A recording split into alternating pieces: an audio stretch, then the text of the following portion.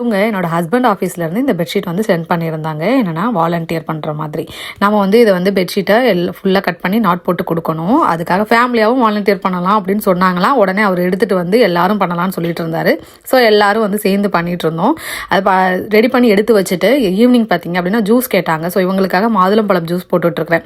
அவங்க ஒவ்வொன்றா கேட்டுட்ருக்கான், இதில் எதுக்குமா இது பிளட் கலரில் இருக்குது, இது ரொம்ப நல்லதா அப்படின்னு சொல்லிட்டு. ஆமாங்க, இது வந்து பார்த்தீங்க அப்படின்னா பிளேட்லெட்ஸை இன்க்ரீஸ் பண்ணுங்க. ஸோ ரொம்பவே ஹெல்த் பெனிஃபிட்ஸ் இருக்குது இந்த மாதுளம் பழத்தில். அப்படி சொல்லிக்கிட்டே குழந்தைங்கக்கிட்டையும் கொடுத்துட்டு இவங்க 3 பேரையும் வெளியில் போகிறோன்னு சொல்லிட்டு கிளம்பிட்டாங்க. அதை கொரியர் போட்டுட்டு வந்துடும்னு சொல்லிட்டு தயவு செஞ்சு வெளியில் போயிடுங்கன்னு சொல்லிட்டு அனுப்பி விட்டுட்டு நானும் வந்து டின்னர் பண்ண ஸ்டார்ட் பண்ணிட்டேன். டின்னருக்கு புதினா சட்னியும் எஸ்டர்டே பார்த்தீங்க அப்படின்னா ராகி மாவு வந்து அரைச்சி வச்சுருக்கேன் அப்படின்னு சொன்னேன் இல்லையா, அதில் தான் பண்ண போகிறேன். கேட்கும்போது தோசையா இட்லியானு எங்களுக்கு சாக்லேட் இட்லி தான் சொல்லிட்டாங்களா, உடனே இட்லியை ஊற்றியாச்சு. ரொம்ப ஹாப்பியாக வந்து 2 பேரும் உட்காந்து சாப்பிட்டுட்டு இருந்தாங்கங்க. ஸோ நம்ம நெக்ஸ்ட் ஒரு ஷார்ட்ஸில் பார்க்கலாம்.